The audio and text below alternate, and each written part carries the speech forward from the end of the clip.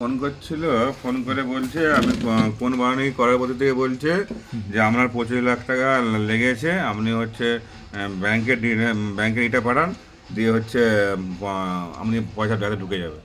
আচ্ছা, ডাইরেক্ট অ্যাকাউন্টে ঢুকে যাবে, তাই হ্যাঁ তো? হ্যাঁ আর এটা তার হচ্ছে রেকর্ড হ্যাঁ পাঠিয়েছে। হ্যাঁ হ্যাঁ। আচ্ছা, দেখুন আপনারা এখানে রেকর্ড পাঠিয়েছে, কোনো মানে ফ্রড কল করেছে।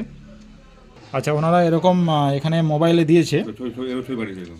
বিভিন্ন ধরনের ছবি পাঠিয়েছে। যারা যারা এখন যে কেউ এরকম সার্ভার থেকে ফটো ডাউনলোড করে পাঠাতে পারে আপনাকে, মানে বিভিন্নভাবে হ্যারাসমেন্ট করছে মানুষকে।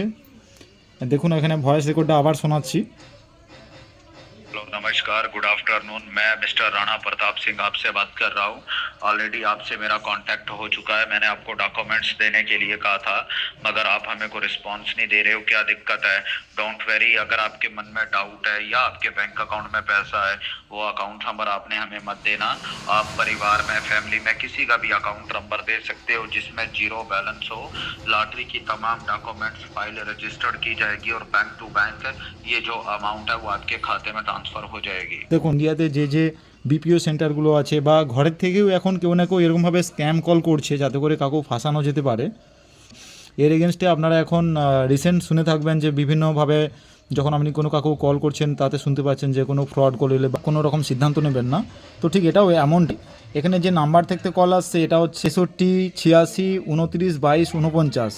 আমি জানি আপনাদের মধ্যে অনেকের কাছে এরকম ধরনের ফেক মেসেজ, ফেক কল এসেছে। তো এই ব্যাপার নিয়ে সচেতন থাকবেন।